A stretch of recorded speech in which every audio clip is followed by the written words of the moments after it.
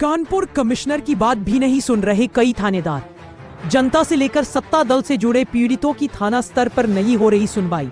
कानपुर के कोहना थाना क्षेत्र निवासी बीजेपी वार्ड अध्यक्ष अनिल गुप्ता ने बयां किया अपना दर्द। थाना अध्यक्ष ने विधायक और जिलाध्यक्ष के फोन को भी किया नजरअंदाज।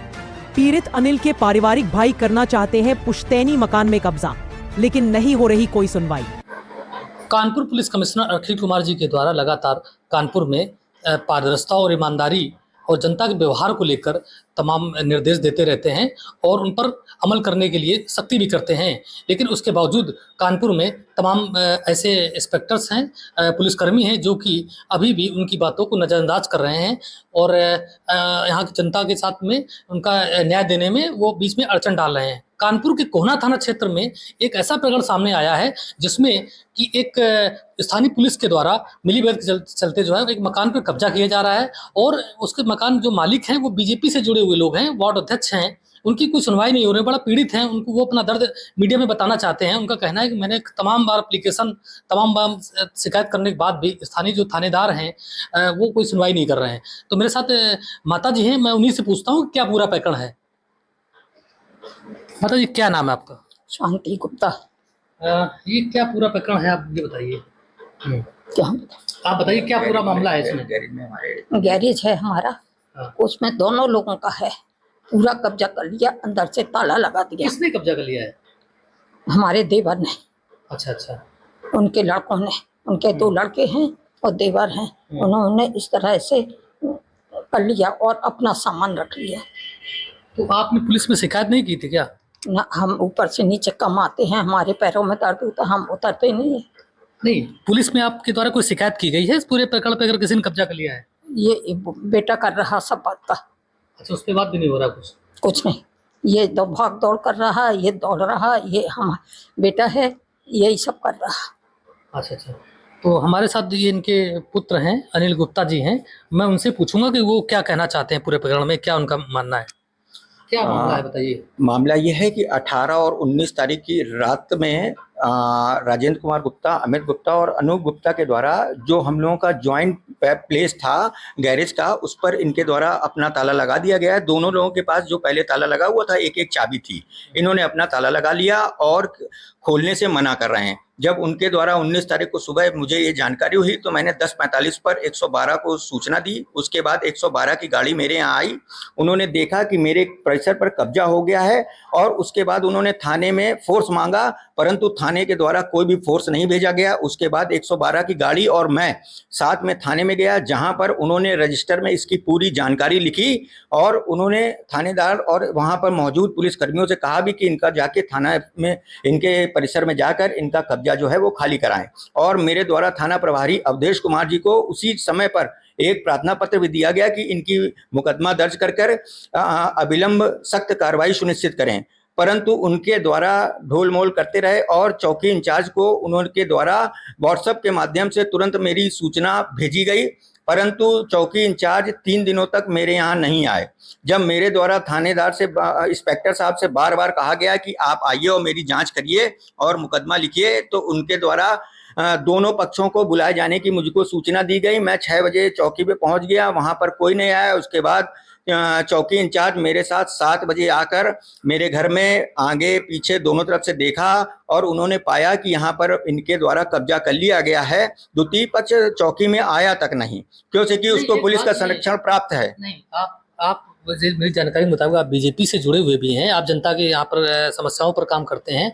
आप तो आपने उच्च अधिकारियों से पूरे प्रकरण को नहीं बताया गया? मेरे द्वारा हर अधिकारी को बताया गया, मेरी विधायिका माननीय नीलिमा जी को भी बताया गया। उनके द्वारा थानेदार इंस्पेक्टर को निर्देशित किया गया कि दोनों पक्षों से बात करके इनका ताला खुलवाया जाए।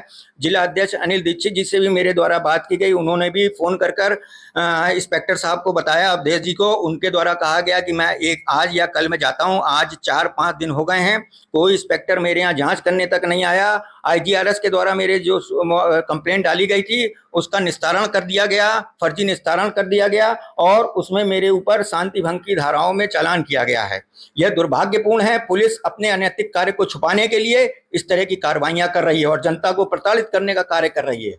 और अवधेश जी पहले भी मेरे और मेरी वाइफ के ऊपर फर्जी मुकदमा लिख चुके हैं। जिसमें कि मेरे द्वारा कमिश्नर महोदय से जब शिकायत की गई तो उसमें पाया गया कि फर्जी मुकदमा लिखा गया है। महेश कुमार जी एसीपी के द्वारा उस मुकदमे को समाप्त किया गया, जिसके बेसिस पे ये बार बार थानेदार और चौकी इंचार्ज ये बार बार मुझको प्रताड़ित कर रहे हैं और बता रहे हैं कि आपका पहले से मुकदमा चल रहा है। ये मुकदमा उस मुकदमे से इस घटना का कोई भी ताल्लुक नहीं है। यही माननीय विधायिका जी ने भी इंस्पेक्टर साहब को कहा कि आप दोनों चीजों को जोड़ के नहीं दे सकते हैं, ये दोनों अलग अलग हैं और ये कब्जे का मुकदमा है और अभी तक नहीं लिखा जा रहा है। बार बार कहने के बाद भी इंस्पेक्टर साहब आ नहीं रहे हैं। नहीं, क्या ये हम समझ गए इस पूरे प्रकरण में, आपने अधिकारियों को शिकायत की पूरे मामले में, लेकिन अब सवाल ये है कि आप इसके बाद मान लो आपके पास वहाँ ताला लगा दिया है, दूसरी पार्टी ने, आपके परिवार के लोगों ने ताला लगा दिया है, आप अंदर से लगाए बाहर से भी लगाए, तो आप इस पर क्या करेंगे? मतलब आप चूंकि भाई अब बीजेपी में किस पद पर हैं? मैं इस टाइम वार्ड अध्यक्ष के पद पर हूं और मेरे द्वारा ये सुनिश्चित किया गया है कि मैं धरना प्रदर्शन जहां तक मुझे जाना पड़ेगा मैं जाऊंगा, इनको छोड़ूंगा नहीं। ये इंस्पेक्टर और यहाँ की चौकी के जो पुलिसकर्मी हैं ये भ्रष्टाचार में लिप्त हैं। पैसा लेकर इनके द्वारा ये कब्जा कराया गया है, इसीलिए उनके द्वारा मेरी प्रार्थना पत्र पर किसी भी तरह की कोई भी कार्रवाई नहीं की जा रही है और ये भ्रष्टाचार में लिप्त पुलिसकर्मी हैं। इनके द्वारा पहले भी इसी तरह का कृत्य किया गया है और एक बार मेरे चाचा के लड़कों ने मेरे यहाँ जो क्लिनिक तुलसी हॉस्पिटल की चल रही थी उसमें भी तोड़फोड़ की थी, तब भी मैंने इनको प्रार्थना पत्र दिया था, परंतु इन्होंने कोई एफआईआर मेरे लिए नहीं की और कभी भी मुझे पुलिस ने संरक्षण देने का कार्य नहीं किया है। जब भी इन लोगों को हमेशा संरक्षण देती है। मेरे द्वारा पूर्व में जो घटना हुई थी उसकी 23 तारीख को सूचना थाने को दी गई थी, परंतु मेरे पे एफआईआर नहीं लिखी गई। 25 तारीख को जो इन्होंने दी उस पर झूठा मुकदमा मेरे कायम किया गया था, जिसको कि कमिश्नर महोदय के आदेश पर एसीपी कर्नलगंज के द्वारा निरस्त किया गया था।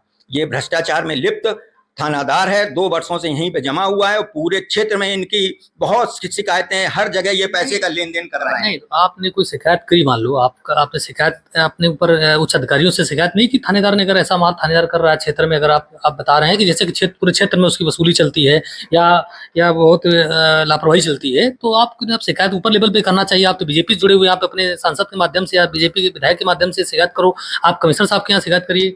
1 हफ्ते पहले माननीय सांसद जी के साथ हम लोगों का प्रतिनिधिमंडल अपने कमिश्नर साहब से मिला था, जब मैंने इनके बारे में शिकायत भी की थी और उनके द्वारा कहा गया था कि जो लोग भी ज़्यादा समय से थानों में कार्यरत हैं उनको तत्काल हम अभी यहाँ से हटाने वाले हैं और जल्दी इन सब का ट्रांसफ़र होने वाला। उसी बीच में ये भी घटना हो गई, जबकि कमिश्नर महोदय का सख्त आदेश है कि कहीं पे भी जीरो टॉलरेंस की नीति के तहत वो कार्य कर रहे हैं और ईमानदारी से कार्य कर रहे हैं। उनके द्वारा ये आश्वासन दिया गया है कि इसमें भी सख्त कार्रवाई सुनिश्चित की जाएगी।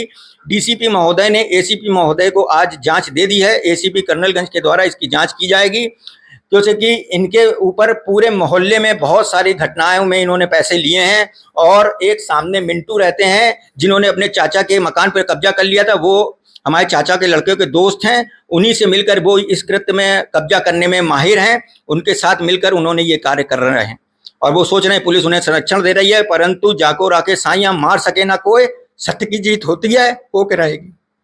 कोई बात नहीं। ये अनिल गुप्ता जी हैं, चूंकि भावुक हो गए हैं, इनकी चूंकि बहुत प्रताड़ित है। इनका कहना है कि लगातार वो शिकायत करने के बाद भी इनको न्याय नहीं मिल पा रहा है, तो चूंकि वो ऑलरेडी बीजेपी के वार्ड अध्यक्ष हैं और जनता के काम कराने को लेकर सक्रिय भी रहते हैं, तो इनका खुद सुनवाई नहीं हो रही, तो ऐसे में बहुत ही परेशान है। और मुझे ऐसा लगता है कि इस पूरे मामले में कहीं ना कहीं कुछ लापरवाही स्थानीय पुलिस के द्वारा लगातार की जा रही, जिसकी वजह से लगातार यहाँ पर आक्रोश भी है। और ये वृद्ध माता जी हैं जिनको न्याय की आवश्यकता है, इस तरह निराशाजनक स्थिति है, इसको लेकर भी कानपुर पुलिस कार्रवाई करना चाहिए, कानपुर पुलिस को। और क्योंकि जिस तरह से यहाँ का माहौल, जैसा उन्होंने कहा कि यहाँ के जो इंस्पेक्टर हैं वो लगातार यहाँ पर जो क्षेत्र के लोगों से वसूली करते हैं, उस पर उन पर मुझे लगता है कार्रवाई की आवश्यकता है। कानपुर से स्वराज इंडिया के लिए अनूप अवस्थी।